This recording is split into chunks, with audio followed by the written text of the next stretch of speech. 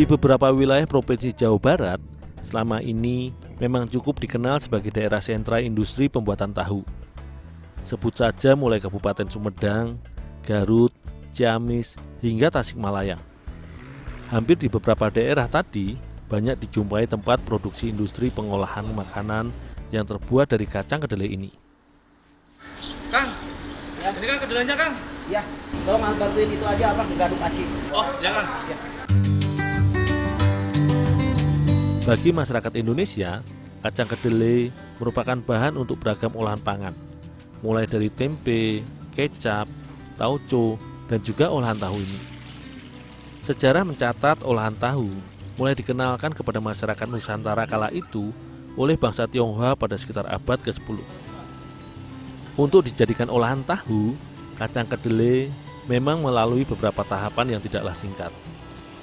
Di mana awalnya, kacang kedelai yang sudah direndam sehari semalam dan mengembang, kemudian digiling hingga menjadi bubur, untuk selanjutnya dimasak dan didapat air sari kedelai melalui proses penyaringan berkali-kali. Air sari kedelai yang juga sering dikenal dengan susu kedelai inilah yang nantinya merupakan bahan utama dalam proses pembuatan tahu. Berdasarkan penelitian, olahan berbahan dasar dari air sari kacang ini memang banyak mengandung nutrisi serta syarat akan gizi. Tahu cukup tinggi kandungan protein nabati serta zat mineral seperti kalium, kalsium, dan fosfor. Selain itu, dalam tahu pun mengandung vitamin A, B kompleks, dan C yang tentu cukup baik bila dikonsumsi oleh tubuh. Seiring zaman, olahan makanan yang sempat menjadi pangan alternatif pada masyarakat di Pulau Jawa ketika sistem tanam paksa atau kultur stelsel oleh pemerintah kolonial Belanda pada sekitar abad ke-19, kini pun telah berkembang menjadi beberapa varian atau turunan. Mulai dari tahu Sumedang yang cukup familiar, hingga yang tengah menjadi fenomenal dalam segi pemasaran atau penjualannya, yaitu tahu bulat. Oleh sebab itu, petualanganku kali ini akan mencoba mengintip dan menelusuri olahan tahu yang tak bertepi atau bulat ini di pabrik tahu milik keluarga Mang Ujang yang berada di daerah Sukahaji, Kabupaten Ciamis.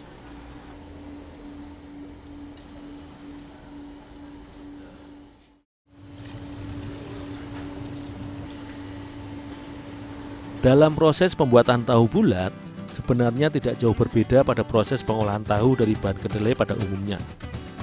Hanya saja, kunci utama pada proses pembuatan adonan untuk tahu bulat terletak pada tahapan proses pengadukan sari kedelai. Sari kedelai yang telah diberi biang tahu, yang juga merupakan hasil dari fermentasi sari kedelai, diaduk sedikit lebih lama bila dibandingkan dengan proses pembuatan tahu pada umumnya. Proses pengadukan sari kedelai yang diberi biang tahu ini biasanya berlangsung sekitar 10 menit, bahkan bisa lebih, tergantung dari kuantitas serta kualitas sari kedelai yang akan dibuat menjadi adonan tahu ini. Fungsi lamanya proses pengadukan pada pembuatan adonan tahu bulat ini agar adonan tahu lebih kental dan padat ketika dicetak. Layaknya pada proses pembuatan tahu, adonan tahu bulat yang sudah mengental dan menggumpal karena proses pengadukan dengan biang tahu, kemudian disaring kembali dan dicetak dengan cara dipres atau ditekan dengan beban sekitar 1 hingga 2 jam lamanya, hingga kadar airnya tinggal 10%. Selain agar mudah untuk dibentuk, adonan yang tidak terlalu mengandung banyak air lebih tahan lama atau tidak cepat basi, karena rumah produksi ini tidak menggunakan bahan pengawet pada produk tahu buatannya.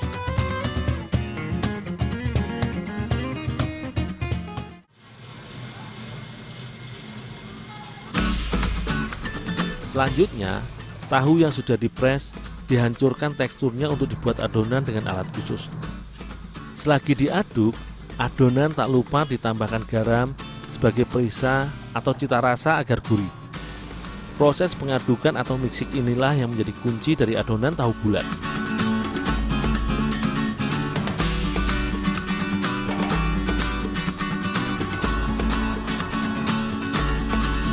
Tahap selanjutnya sesuai dengan identitas atau namanya.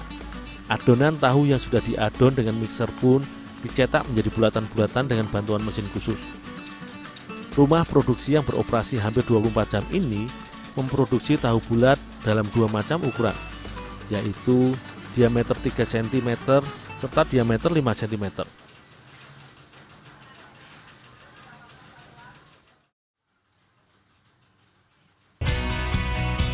Di rumah produksi yang sudah berjalan sedari tahun 2005 ini, hampir setiap harinya memproduksi sekitar 1 ton kacang kedelai menjadi adonan tahu bulat. Kunci dari produk tahu bulat dengan merek NVL ini, Mang Ujang selalu menjaga kualitas mulai dari bahan dasar adonan hingga produk tahu bulat buatannya.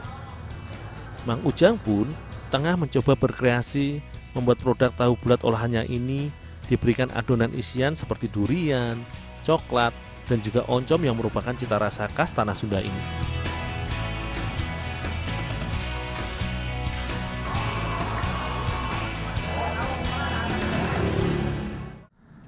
Tahu bulat digoreng dadakan Rp500, mantap. Meski sebagai olahan makanan tradisional, produk turunan dari tahu ini tetap memiliki cukup banyak penggemar mulai dari anak-anak hingga orang dewasa. Siapa sangka bila balutan kulit tahu yang gurih namun lembut bisa berpadu dengan varian isian coklat serta durian yang manis. Begitu pula tahu bulat isi oncom. Cita rasa khas tanah kuliner Sunda pun rasa menggugah selera.